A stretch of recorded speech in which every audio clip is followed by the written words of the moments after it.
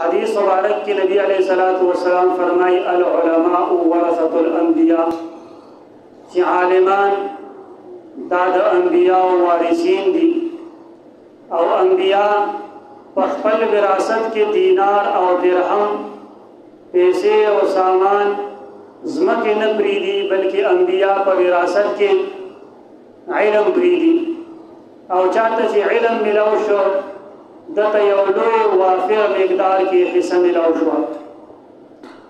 پرون یو عظیم صالحه، یو ډېر لوی مضبوط عظیم محدث عالم دین چې تر پروسه کاله پورې په پېښور کې د مشکات شریف احادیثو پورې کتابونه به ښودل، او دومره لوی عظیم محدث چې اوومه درجه کې 800 طالبانو ته په یوازې ټوله ورځ د احادیثو او د فقه کتابونه ښودل.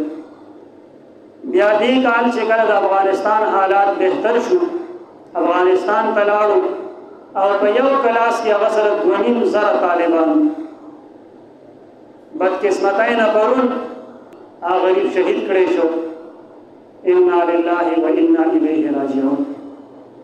او د دیوبند او د دارالعلوم حقانیه یو مضبوط راهنما، یو مضبوط عالم دین، حقانیه مدرسې باندې باندې کافی فخر کو، او د علماء دیوبند یو ترجمان و، داغه د علم راسخیت دا علماء ته پته ده.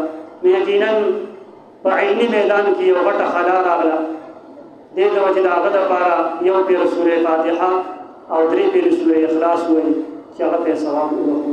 اعوذ بالله من الشیطان الرجیم، بسم الله الرحمن الرحیم، الحمد لله رب العالمین الرحمن الرحیم مالک یوم الدین، ایاک نعبد وایاک نستعین، اهدنا الصراط المستقیم صراط الذین انعمت علیہم غیر المغضوب علیہم ولا الضالین آمین.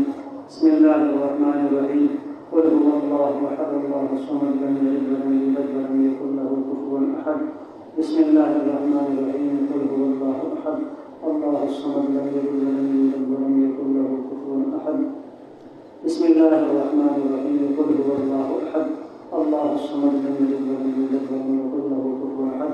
یا الله جل جلاله دا مونږ چې کوم تلاوت وکړو حکمي د قرآن پاک ختم دی، الله تعالی دا مونږ حضرت شیخ صاحب ته بخښلی دی، الله تعالی د هغوی په ارواح باندې دا ورسولې کا، الله تعالی جنت الفردوس کې اعلی مقامات ورته نصیب کا. یا الله دا کومه نوې خلا چې راغله، الله تعالی نور داسې مضبوط عالمان زموږ په مسلمانانو کې پیدا کا.